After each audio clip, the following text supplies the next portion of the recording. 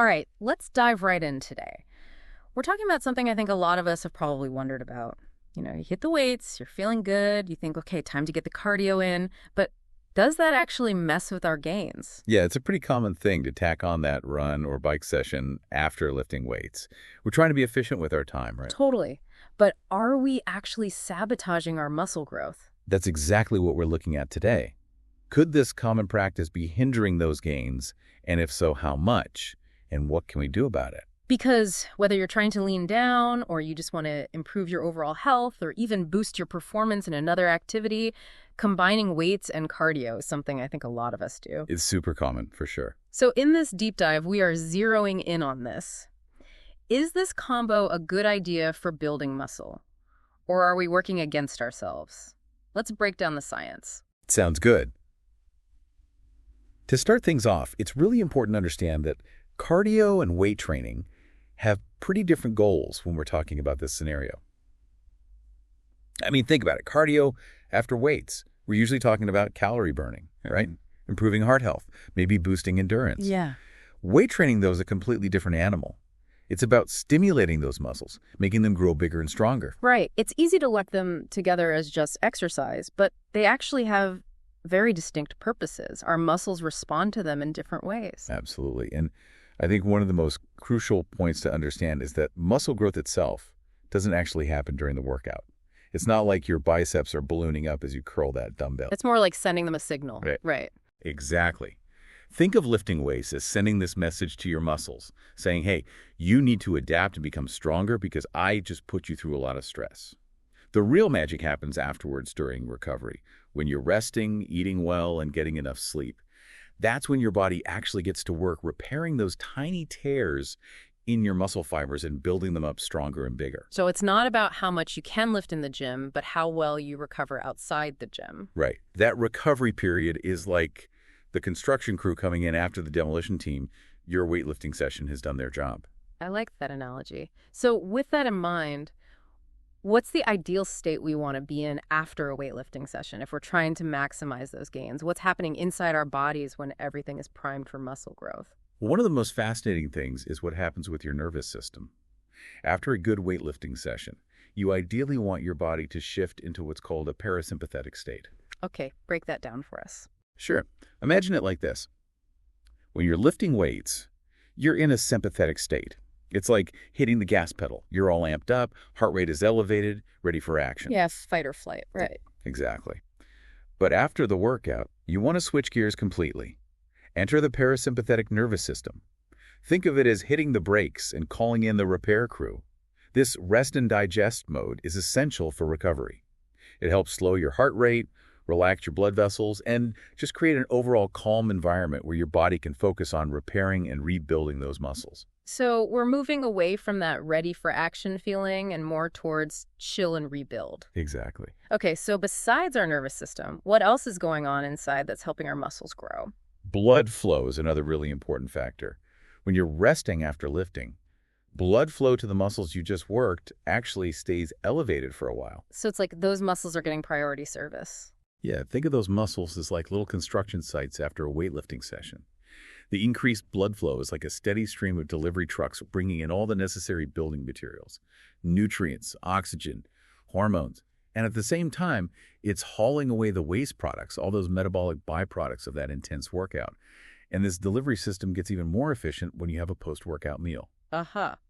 So that protein shake isn't just for show, it's actually taking advantage of this increased blood flow to get the building blocks to where they're needed most. Precisely. And another really interesting thing is that during this resting state, the activity of something called AMPK in those trained muscles is actually low. AMPK, huh?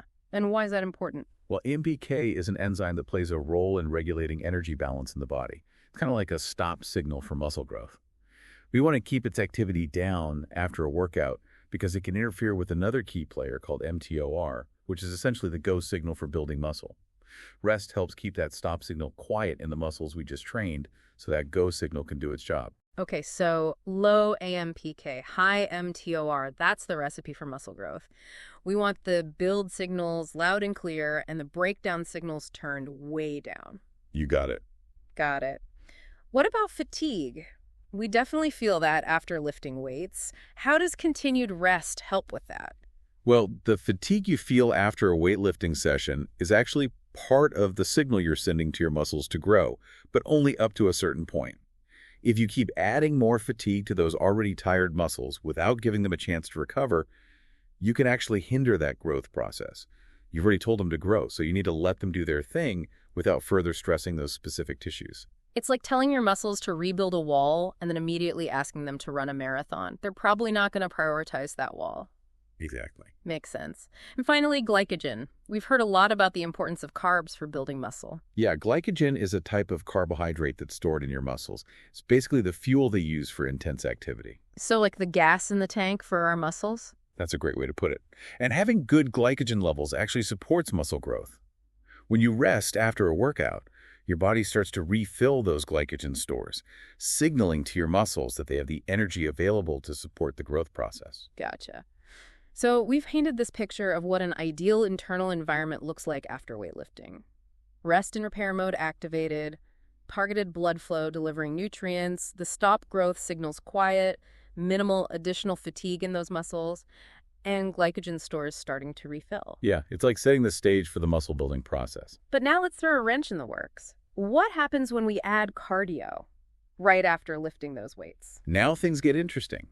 Instead of that nice smooth shift towards rest and recovery that we just talked about, doing cardio, especially if it's intense, can actually flip the switch back to that ready-for-action sympathetic nervous system. Back to fight or flight. Yeah, and that's not really the state you want to be in when your muscles are trying to recover and grow. Yeah. Very light cardio, like a slow walk, might not have a huge impact. But anything that really gets your heart rate up can shift that balance. So we might be undoing some of that relaxation response we were going for. It's possible. And remember all that beneficial blood flow we were talking about, the delivery trucks bringing supplies to our muscles. Cardio actually changes that too. Oh, how so? Well, when you start doing cardio, your body redirects blood flow to the muscles that are actively working, the ones powering your run or your cycling or whatever it is you're doing. Now, if you're doing cardio that uses different muscles than you just trained, these that you're jogging after a chest workout, the blood flow to your chest muscles might be slightly reduced. So it's about priorities again. Right. And if that blood flow is slightly reduced, those crucial nutrients might not be delivered as efficiently. It's not a complete shutdown, but it could potentially slow down the recovery process in those muscles. Interesting. I think a lot of people would assume that any exercise is good for blood flow, but it's really about where your body is directing that blood flow. Exactly. And what about our digestive system? I know a lot of people will wait until after their post-workout cardio to have their protein shake or their meal. That's something to think about. Harder cardio can actually decrease blood flow to your stomach and intestines. So if you're holding off on that post-workout meal until after an intense cardio session, your body might not be able to absorb and deliver those nutrients to your recovering muscles as quickly. Your starving biceps are waiting even longer for their fuel delivery. Starving biceps definitely don't want that. Now back to AMPK, that stop growth signal. What happens to that when we add cardio after weights? Remember, we want to keep AMPK activity low after lifting to let mTOR do its thing and stimulate muscle growth. Yeah.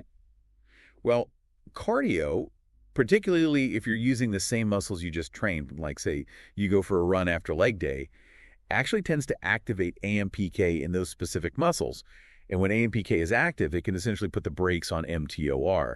So you're sending mixed signals to your muscles. It's like hitting the gas and the brake at the same time. You're not going to get very far that way. That's a good analogy. And then there's the fatigue factor. We were just talking about how important it is to avoid excessive fatigue in those recovering muscles. Right. Give them a chance to rebuild. Well, if you're already tired from weight training, and then you go and do cardio that uses those same muscles, you're just adding to that fatigue. Instead of allowing those muscles to recover, you're continuing to stress them. That's not the best scenario for maximizing growth. Got it. So we want to minimize that extra fatigue. And finally, what about glycogen? We want to replenish those stores, but cardio uses it up, right? Exactly. Yeah. Cardio relies on glycogen for fuel. So if you've just used up a good chunk of your glycogen stores during your weight training session, adding a cardio session that uses those same muscles will deplete those stores even further. Okay. So it's like we're emptying the tank even more when what we really want to do is fill it back up. Exactly. It's not the most efficient way to set your muscles up for growth. Okay, so to sum this all up, it really seems like the ideal internal environment we're trying to create after weight training rest and repair mode, increased blood flow to those muscles, stop growth signals, quiet, minimal fatigue, glycogen stores being refilled. It sounds like that's kind of the opposite of what happens when we jump into a cardio session, especially if it's intense, involves the same muscles, and we haven't refueled yet. That's a great summary.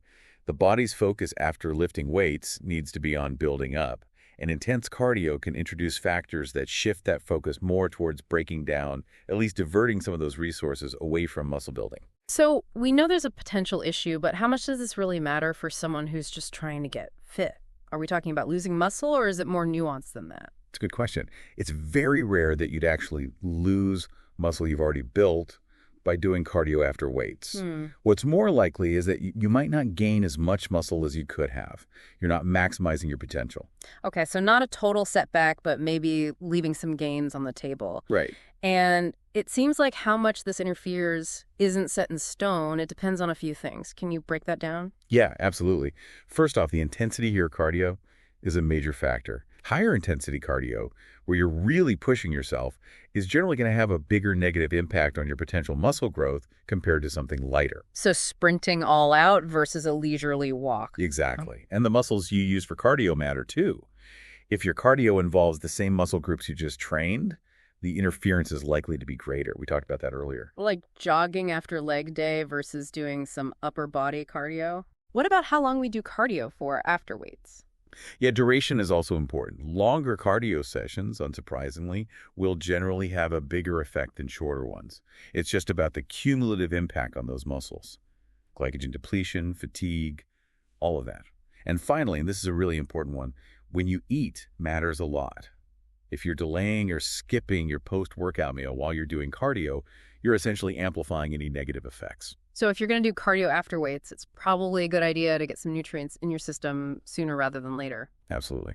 Now, one of the things that really jumped out at me in our research is this idea that in extreme cases, the reduction in gains could be pretty significant. Can you elaborate on that? Yeah, so imagine this.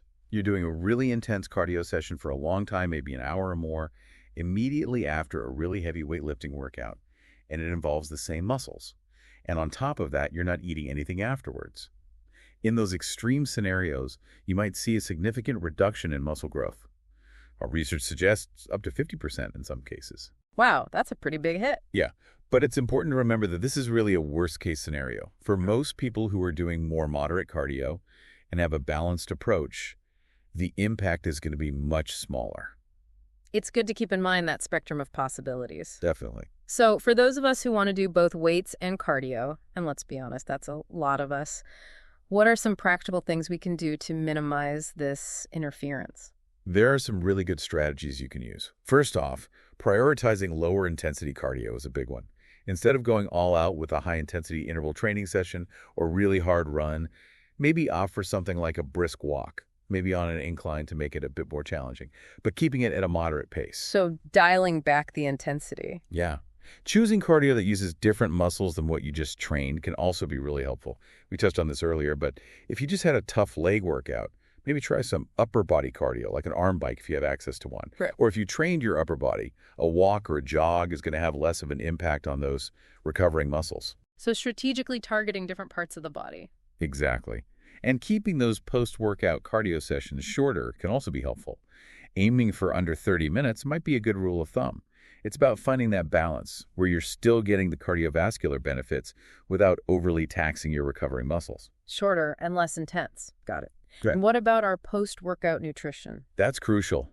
Getting a post-workout shake with protein and carbohydrates into your system before or even during a lower intensity cardio session can be a really good strategy. It helps to kickstart that refueling and recovery process, which can help offset some of the potential downsides of doing cardio. Okay, so get those nutrients in sooner rather than later. Even if we're planning to do some cardio afterwards, it really seems like by paying attention to these things, the intensity, the muscles used, the duration, and when we eat, we can minimize how much our cardio might be hindering our muscle growth. Absolutely. You can make a big difference with just a few tweaks. Now, for those people who are really serious about maximizing their muscle growth and they want to avoid any potential interference whatsoever, what's the gold standard for scheduling weights and cardio? The best approach, if muscle growth is your top priority, is to separate your weight training and cardio sessions as much as possible. Ideally, you'd want at least 4 hours between them to allow your body to start recovering from the lifting before you hit it with another significant demand. So giving our body some dedicated time to focus on one type of activity before switching gears. Exactly. Can you give some examples of how someone might structure their week to do this? Sure, you could do your cardio in the morning and your weight training in the evening, or vice versa. Another common approach is to have dedicated days for each activity. Maybe lift weights Monday, Wednesday, Friday, and then do cardio Tuesday, Thursday, Saturday. It really comes down to personal preference and what fits your schedule best. So convenience might be a factor for some people, but if you're really serious about those gains, creating that separation seems to be the best way to go. It really allows your body to commit to those recovery and growth processes without having to split its attention, so to speak. All right, so the big takeaway here seems to be that while doing a bit of cardio after lifting probably isn't going to cause you to suddenly lose all your muscle, it can definitely limit how much muscle you could potentially gain. And that effect seems to be amplified if that cardio is intense, if it involves the same muscles, if it goes on for a while, and if you're not properly fueling up. That's a great summary. It's all about understanding the trade-offs, right? Yeah. For some people, cardiovascular health might be just as important as maximizing muscle size, or maybe they have a very busy schedule and doing everything at once is the only option. In those cases, the convenience might outweigh the potential downsides. But if your main goal is really to build as much muscle as possible, being more strategic about when and how you do your cardio is probably going to benefit you. This has been super helpful. It really highlights that fitness isn't just about pushing yourself to the max all the time, but also about understanding how your body responds to different types of exercise and then making informed choices based on what you want to achieve. Absolutely. Knowledge is power in the fitness world. You can really tailor your routine to your individual goals. It's not one size fits all. And the more you understand the science behind it, the better equipped you are to make those choices. Totally. So for our listeners out there, I'd encourage you to think about your own routines. How are you combining cardio and weights? Based on what we've talked about today, are there any simple adjustments you could make that might help you optimize your results? Maybe play around with the timing, the intensity, see what happens. It's all about experimenting and finding what works best for your body and your goals. Thanks for taking this deep dive with us. It's been a pleasure. We'll catch you in the next episode.